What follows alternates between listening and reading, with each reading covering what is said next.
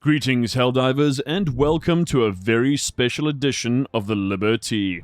Can you smell that? That's right, that's the smell of victory, and it smells exactly like deep-fried calamari.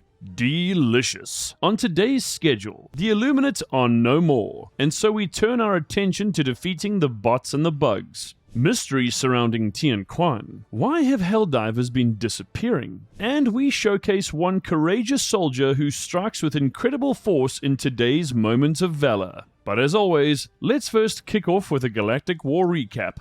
It's day 447 of the Galactic War, and at present, 15,627 Helldivers are deployed in the field. 500 troops, 3.2% of our forces, are on the Super Earth front. 7,270 Helldivers, 46.52% of our forces, are on the Bug front. And 7,857 soldiers, 50.28% of our forces, are on the Bot front.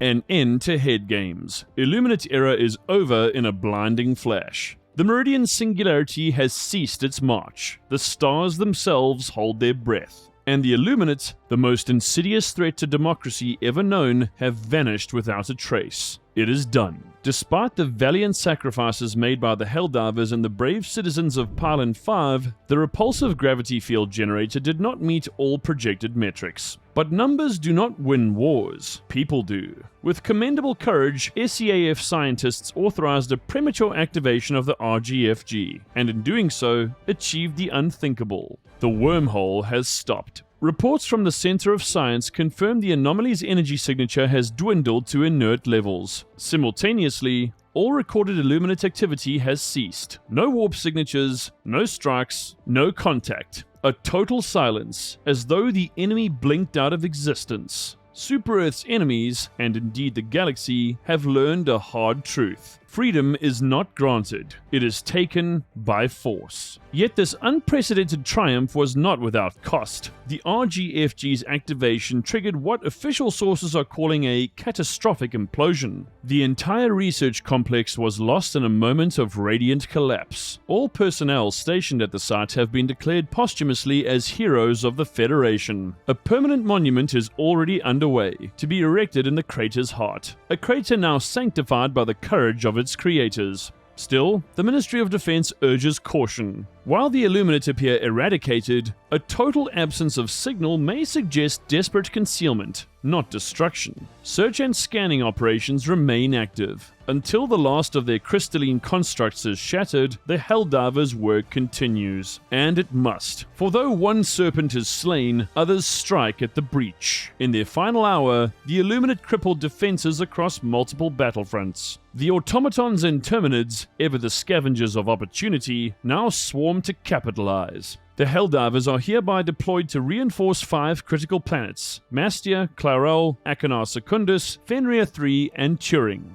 Expect advanced enemy units, fortified positions, and desperate opposition. The enemy knows we are weakened. They do not know that we are undaunted. This is not the end. This is the continuation of the eternal war. A war we will wage until the last Helldiver breathes. A war we will win. So we must continue to commit our efforts toward defeating the enemy. Helldivers, may the flames of freedom continue to burn brightly in your liberated hearts.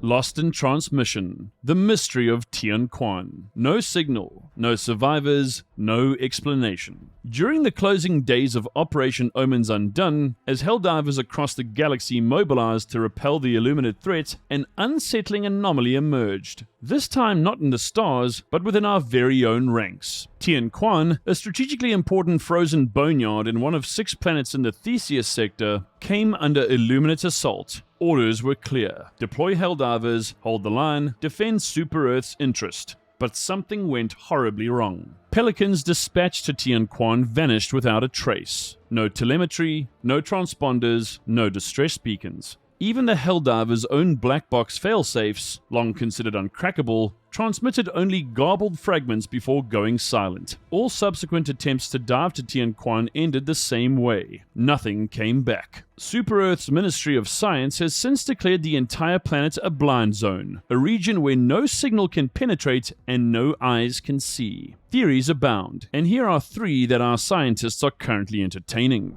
Number 1. Quantum Scramble Field. One leading theory suggests that remnants of the Illuminate may have activated a form of planetary-scale quantum distortion, scrambling matter and signal alike before full insertion. If true, this would mark the first known use of such a weaponized anomaly, and its implications are dire. Number 2. Phase displacement. Some SCAF researchers propose Tien Kwan may have been partially displaced into subspace, a forced phase shift triggered by the ceasing of the Meridian wormhole. If the planet now exists even partially outside normal space-time, recovery may prove impossible. And number 3, deliberate erasure. A more speculative fringe theory posits that Tien Kwan was intentionally removed from navigational systems, perhaps as part of a super-Earth black operation gone awry. This theory remains officially unacknowledged. Until more is known, Tien Kwan has been declared off-limits. The brave Helldivers lost attempting to reach it are to be honored as missing in action, martyrs to a cause that transcends comprehension. Further investigation is pending. But for now, the fate of Tien Kwan, and those who dared to reach it, remains one of the great unsolved enigmas of the Galactic War.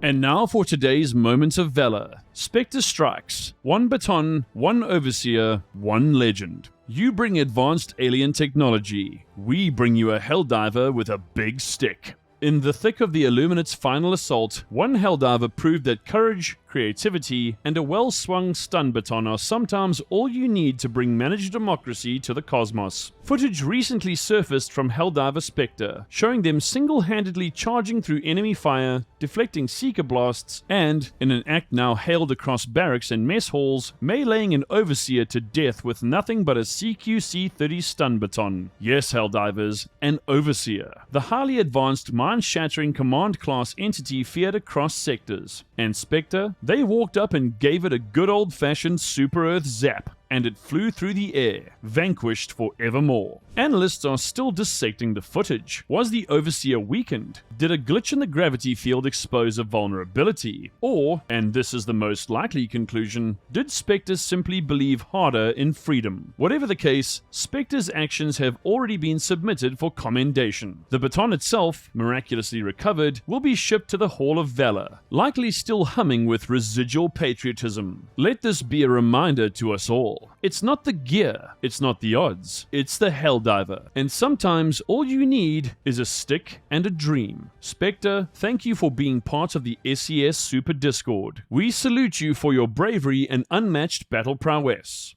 And now for the Super-Earth Art of War. Victory through valor, not voltage. In an age of plasma rifles, AI-driven death machines, and multi-dimensional war zones, it's easy to forget the simple truth that has carried Super-Earth through every trial and triumph. Strength of will beats strength of weapon every single time. The Super-Earth Art of War is not a dusty manual tucked away in a vault. It's a living doctrine, written in every battlefield charge, every desperate holdout, every Helldiver who drops with nothing but grit and a standard issue SMG. The enemies of managed democracy love their toys. The Illuminate wield ancient technologies they barely understand. The automatons swarm with cold, manufactured precision. The Terminids overwhelm with brute, instinctual numbers. But no machine, no alien hive, no shimmering god tech has ever matched the unyielding force of courage, coordination, and conviction. For every Helldiver who's held a hill alone, for every squad that's punched through impossible odds, the message is clear. We don't need to outgun them, we just need to outlast them. Victory isn't about who has the flashiest armor or the best weapons. It's about who refuses to fall, even when outnumbered, out-equipped, and nearly out of ammo. We fight not because it is easy, we fight because it is right. And that is a weapon no enemy in the known universe can counter. For Super-Earth and democracy.